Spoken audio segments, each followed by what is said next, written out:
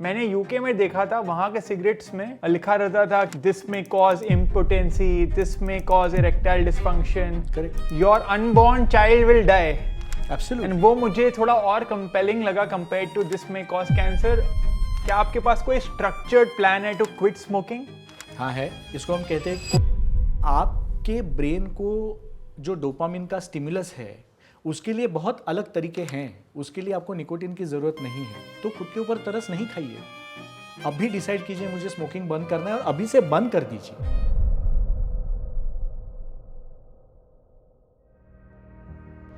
Cigarette, vaping, हुक्का, इन तीनों में सबसे ज्यादा सेफ क्या है? आजकल स्मोकिंग सिर्फ एक हैबिट नहीं, एक डिबेट बन चुकी है।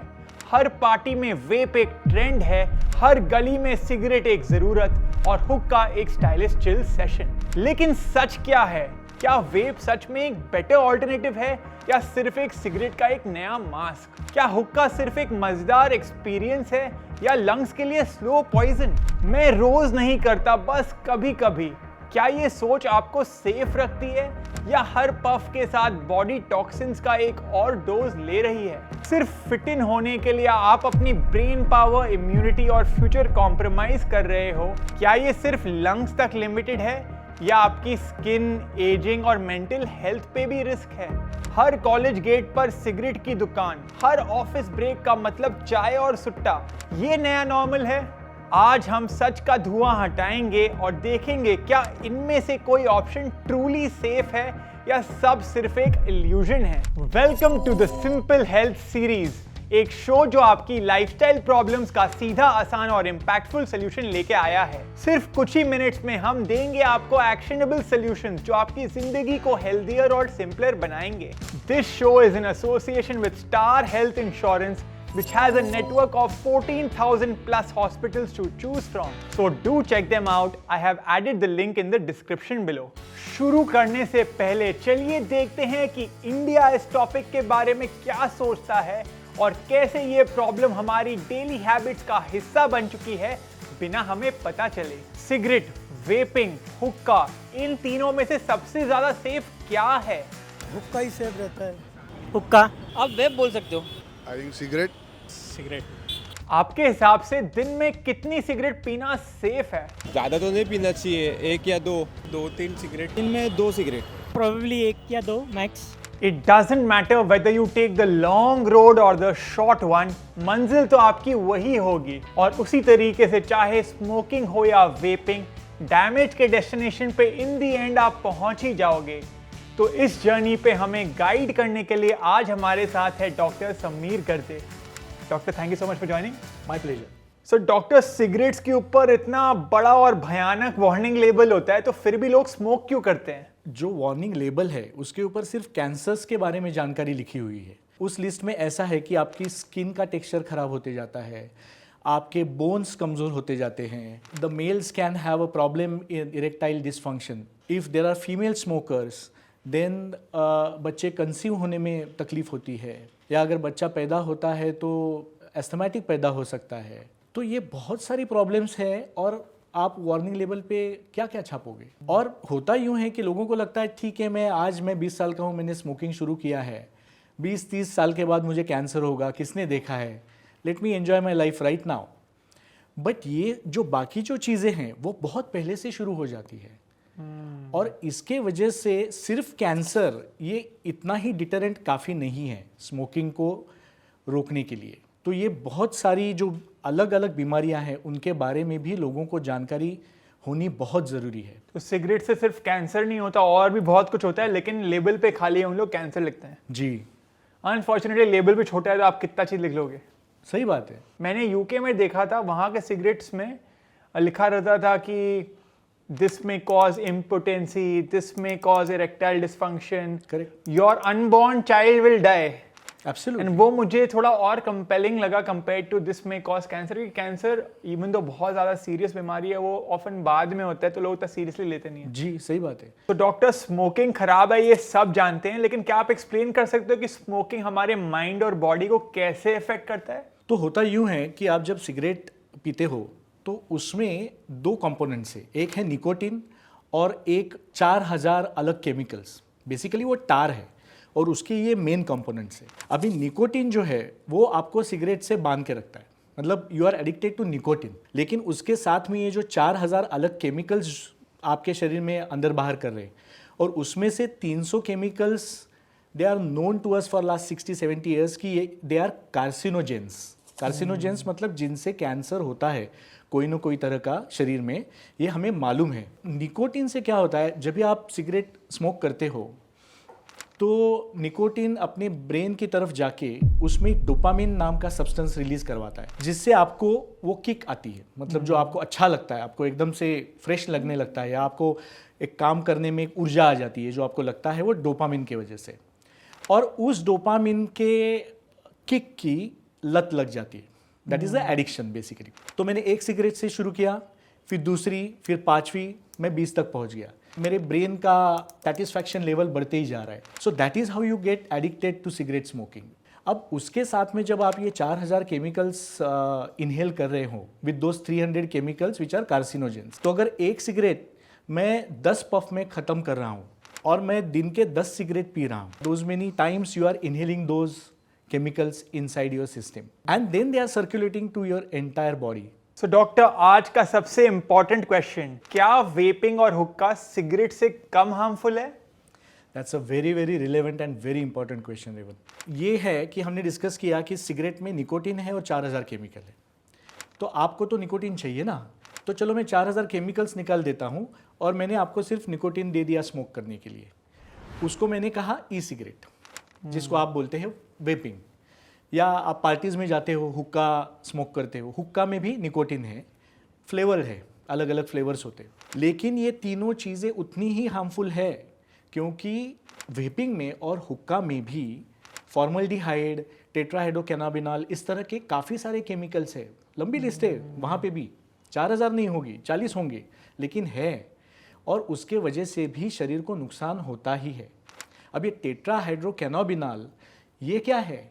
ये कैनाबिस प्लांट से आया है, मतलब गांजा, मारिजुआना, आप जिस नाम से उसको पुकारो, तो वो भी आपको एडिक्ट कर रख रहा है उस हैबिट को।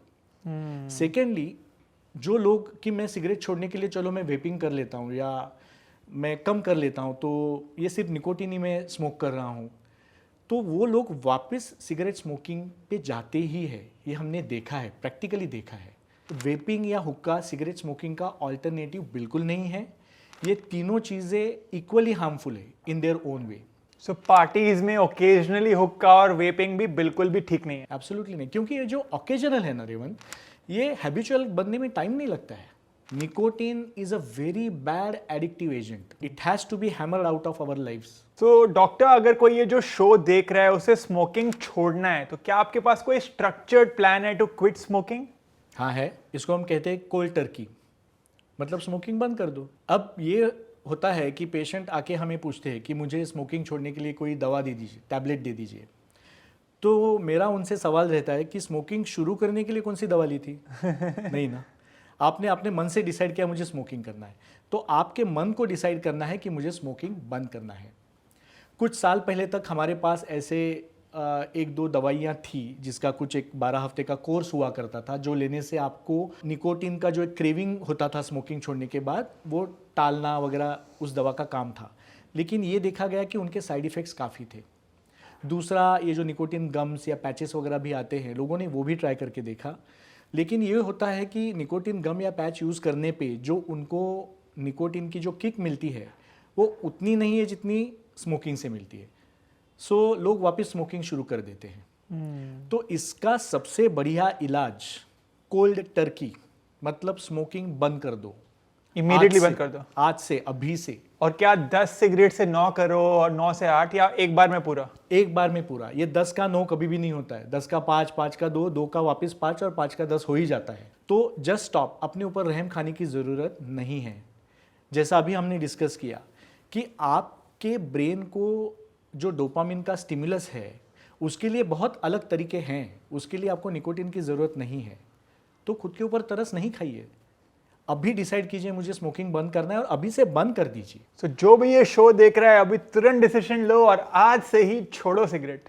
सो डॉक्टर आपने बोला कोल्ड टर्की मतलब इमीडिएटली छोड़ दो सिगरेट जी। लेकिन जो इमीडिएटली छोड़ेगा उसको अर्ज तो होगा ना वापस करने का, तो how do you control your urges and temptation? That's a very valid question, क्योंकि मैंने बोल दिया आप छोड़ दो और आपने छोड़ भी दिया, लेकिन जो निकोटिन की एक शरीर को आदत हो जाती है तो उसके वजह से एक 8-10 दिन उस व्यक्ति को क्रेविंग आता है। 2 या 3 दिन के बाद तो बहुत क्रेविंग आता है, 2 दिन अच्छे चले जाते हैं और तीसरे चौथे दिन पे ऐसा लगता है नहीं मैं एक सिगरेट पी ही लूँ। लेकिन इस अर्ज को आपको 8 दिन तक आपको रोक के रखना है और उन अर्जेस के दरमियान आपको आपके माइंड को किसी न किसी तरह से एंगेज करना है। होता यूं है कि 8वें या 9वें दिन निकोटीन शरीर से पूरी तरह से निकाला जाता है और 10 दिन के बाद अर्ज उतना नहीं आता? एब्सोल्युटली चली जाती है, बिकॉज शरीर निकोटीन का पूरा सफाया कर देता है अपने सिस्टम में से। तो डॉक्टर आजकल बहुत लोग माउथ फैगिंग करते हैं, यानी कि वो स्मोक को इनहेल नहीं करते हैं, वो माउथ में ही रखते हैं और फिर वो छोड़ देते हैं, तो क्या ये भी हार्मफुल है? ऑफ कोर्स, क्योंकि 2 चीज़ें, एक तो जो अपना बकल म्यूकोजा है मतलब अपने मुंह के अंदर जितने भी छोटे छोटे ब्लड वेसल्स हैं उनसे बहुत एब्सॉर्प्शन होता है, मतलब जो चीज़ें माउथ में हैं वो केमिकल्स भी शरीर के अंदर उन ब्लड वेसल्स के थ्रू पहुंच सकता है। जो छोटी छोटी जो खून की वाहिनी है जिसको हम ब्लड वेसल्स कहते हैं, तो वो रिस्क तो उतना ही रहता है किसी भी बीमारी का, क्योंकि वो केमिकल्स तो आपकी बॉडी उसको एब्जॉर्ब कर ही रही है। और दूसरा, वो माउथ फैगिंग का प्रॉपर स्मोकिंग होने में देर नहीं लगती है, तो माउथ फैगिंग भी नहीं करना चाहिए। So doctor how does the body recover after quitting smoking? तो अगर आपने आज अभी स्मोकिंग बंद कर दी तो अगले 24 से 48 घंटों में आपका जो हार्ट रेट है वो नॉर्मल पे आना शुरू हो जाता है, आपका ब्लड प्रेशर नॉर्मल पे आना शुरू हो जाता है। जैसा हमने डिस्कस किया था 8 दिन में निकोटीन का प्रभाव शरीर से चला जाता है, तो आपका जो एक जो लत पड़ी थी वो निकल गई। 1-8 महीने के अंदर अपना जो स्किन टेक्सचर है, स्किन की हेल्थ इंप्रूव होना शुरू हो जाता है। 6 महीने के अंदर आपकी बोन की हेल्थ इंप्रूव होनी शुरू हो जाती है। 1 साल के अंदर आपका ओवरऑल जो कार्डियोवैस्कुलर हेल्थ है वो ऑलमोस्ट इट कम्स टू आपका जो प्री स्मोकिंग जो लेवल था, या स्मोकिंग न करने वाले जितने भी इंडिविजुअल्स हैं, हेल्दी लोग हैं, उनके साथ आप आ जाते हो। आपका जो हार्ट का जो पूरा सिस्टम है और जो लंग का सिस्टम है वो भी 2-1 साल में पूरी तरह से ऑलमोस्ट नॉर्मल पे आने शुरू हो जाता है। और 10-1 साल में जो लंग कैंसर की अगर जो रिस्क बनी थी वो भी नलीफाई हो जाती है। ये सिर्फ स्मोकिंग छोड़ने से हुआ, लेकिन उसको आप स्पीड अप कर सकते हैं। आप अच्छे से एक्सरसाइज करके इन सब जो उपलब्धियां हैं स्मोकिंग छोड़ने के बाद उसको आप स्पीड अप कर सकते हैं। लेकिन वो आज आप शुरू करोगे तो आपको ये इफ़ेक्ट्स मिलने वाले हैं। तो ये नहीं है कि मैं 3 महीने के बाद छोड़ूंगा, तो आज छोड़िए, ये सब इफ़ेक्ट्स आपको लागू होना शुरू हो जाएंगे। तो बर्थडे का वेट मत करो, न्यू ईयर का वेट मत करो, आज ही करो छोड़ो। Well said, well said. So doctor, thank you for making us aware that there is nothing like safe smoking. Thank you for having me on your show. एक महीने में सिगरेट्स के पैकेट्स में जहां 4 से 5 हजार खर्च हो रहे हैं, वही पैसे कोई बेटर यूज जैसे हेल्थ इंश्योरेंस के प्रीमियम या जिम मेंबरशिप पे इन्वेस्ट क्यों नहीं होते? वेप हो या हुक्का, ये सिर्फ नए सिगरेट के डिस्गाइज है, सेफ स्मोकिंग का कॉन्सेप्ट होता ही नहीं है। तो अभी एक्शन लो, ये एक डिसीजन आपके हेल्थ के लिए लाइफ चेंजिंग हो सकता है। और special thanks to star health जिन्होंने इस एपिसोड और इस शो को बनाने में सपोर्ट किया है। मैं जल्दी वापस आऊंगा अगले एपिसोड में लेकर एक और नया लाइफस्टाइल टॉपिक। तब तक अपना ख्याल रखें और सेहतमंद रहें।